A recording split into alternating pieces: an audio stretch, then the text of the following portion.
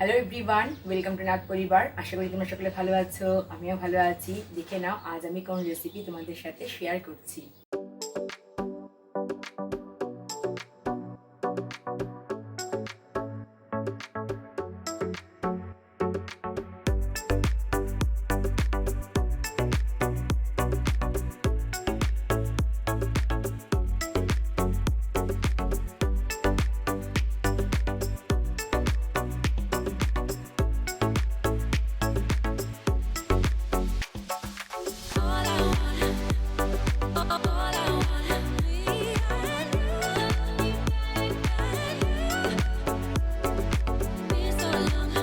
যেহেতু সামনেই ক্রিসমাস, তাই আজ তোমাদের সাথে শেয়ার করছি কেকের আরও একটা রেসিপি।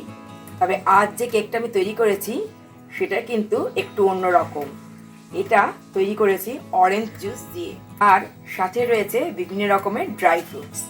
ভিডিওটা প্রথম থেকে শেষ পর্যন্ত দেখো, তাহলে বুঝতে পারবে যে কোনো রকম ঝামেলা ছাড়াই বাড়িতে কত সুন্দরভাবে তৈরি করে ফেলতে পারবে এরকম একটা কেক ক্রিসমাসের জন্য। একটা কমলা লেবু নিয়ে নিয়েছি, কমলা লেবুটা ধুয়ে নিয়েছি।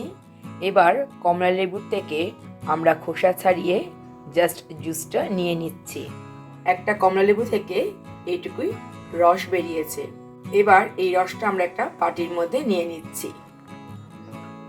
অরেঞ্জ জুস নিয়ে নিলাম একটা বাটির মধ্যে। একটা প্লেটের মধ্যে আমি নিয়ে নিয়েছি কিছু ড্রাই ফ্রুটস। তার মধ্যে রয়েছে কাজু, কিশমিশ, আমন্ডস, খেজুর আর একটু রয়েছে চেরি। তবে এই ড্রাই ফ্রুটসগুলো দিয়ে যে তৈরি করতে হবে তেমন কোনো কথা নেই। তোমরা হাতের কাছে যা যা পাবে সেগুলো দিয়ে কিন্তু তৈরি করতে পারো। এবার এই সমস্ত ড্রাই ফ্রুটস আমি দিয়ে দিচ্ছি অরেঞ্জ জুসের মধ্যে, আর রেখে দেব 20 থেকে 30 মিনিট। কারণ ড্রাই ফ্রুটসগুলো অরেঞ্জ জুসের মধ্যে থাকলে অরেঞ্জ জুস অ্যাবজর্ব করে অনেকটাই নরম হয়ে যাবে, আর এই ফ্রুটসগুলো কিন্তু চলে যাবে কেকের মধ্যে, তো খেতে খুব ভালো লাগবে। দুটো ডিম আমি ফাটিয়ে নিয়েছি। আমি ডিম দুটো নিয়ে নেব মিক্সার গ্রাইন্ডার জারে।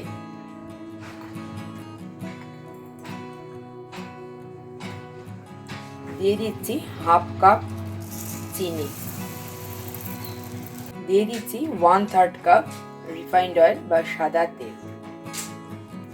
এবার এই সব কিছু খুব ভালোভাবে আমি ব্লেন্ড করে নেব।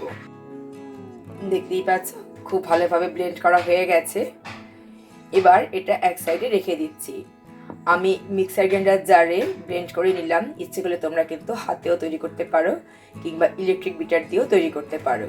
যেটা তোমাদের কাছে অ্যাভেলেবল সেটা দিয়েই তৈরি করতে পারো। এবার এই মিক্সচারটা আমি এক সাইড করে রেখে দিচ্ছি।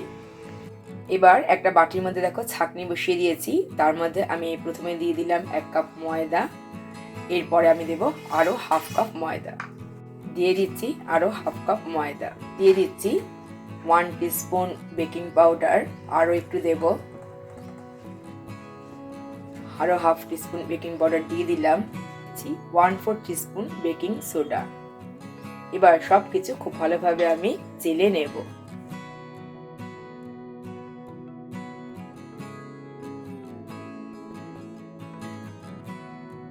এবার ড্রাই অবস্থায় সবকিছু খুব ভালোভাবে মিশিয়ে নেব। খুব ভালোভাবে মিক্সড আপ করা হয়ে গেছে। এবার এটাও আমি এক সাইড করে রেখে দিচ্ছি। এবার দেখো একটা বাটি নিয়ে নিয়েছি, তার মধ্যে আমি দিয়ে দিয়েছি সাদা তেল।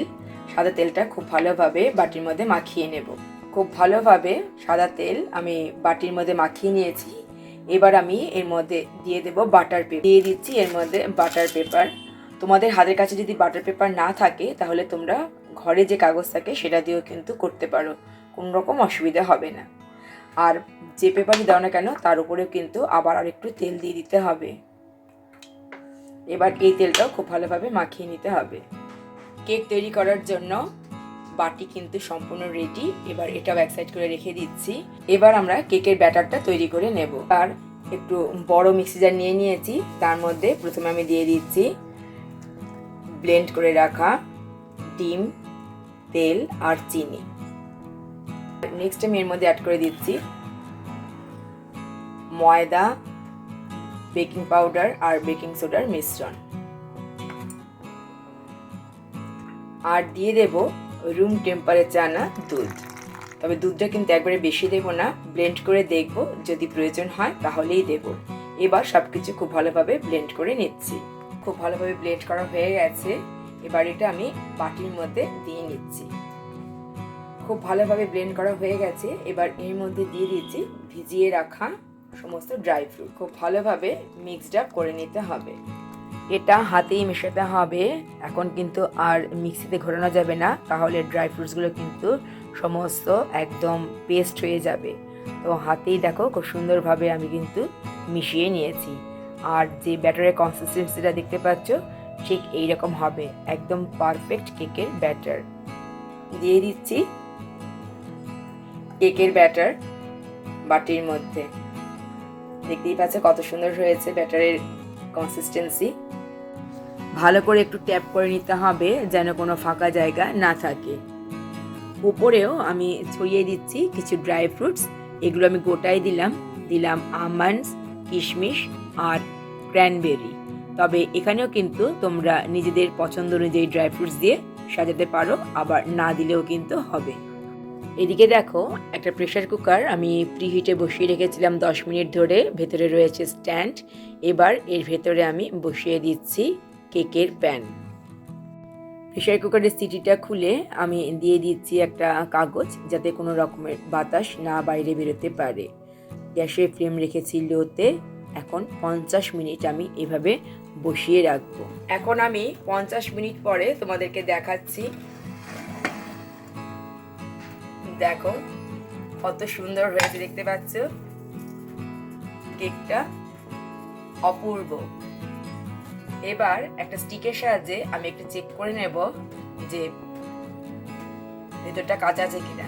দেখো খুব সুন্দর, একদম প্লেন, তার মানে সম্পূর্ণ বেকড হয়ে গেছে।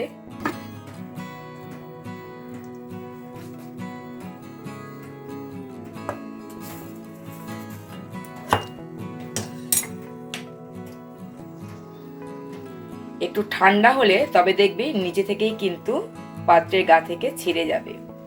তারপর আমি তোমাদেরকে দেখাচ্ছি। ঠান্ডা হয়ে গেছে। এবার একটা প্লেট আমি নিয়ে নিলাম। এবার আমি উল্টে দিচ্ছি।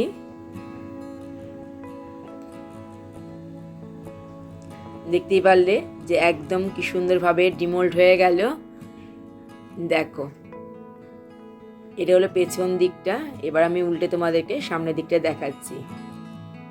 কত সুন্দর তৈরি হয়েছে অরেঞ্জ ফ্লেভার দিয়ে ফ্রুট কেক।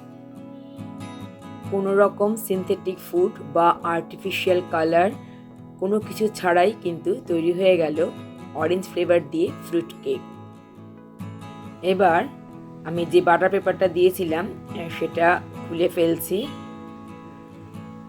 এখন একটু গরম রয়েছে, আর কতটা সফট হয়েছে সেটা তোমাদেরকে বলে বোঝাতে পারবো না, একটু দেখাচ্ছি। যদি এখন গরম, খুব ভালো করে কিন্তু ধরা যাচ্ছে না, তবে তোমরা নিশ্চয়ই বুঝতে পারছো যে কতটা স্পঞ্জি হয়েছে। এবার আমি কেটে দেখাচ্ছি যে কতটা স্পঞ্জি হয়েছে। দেখো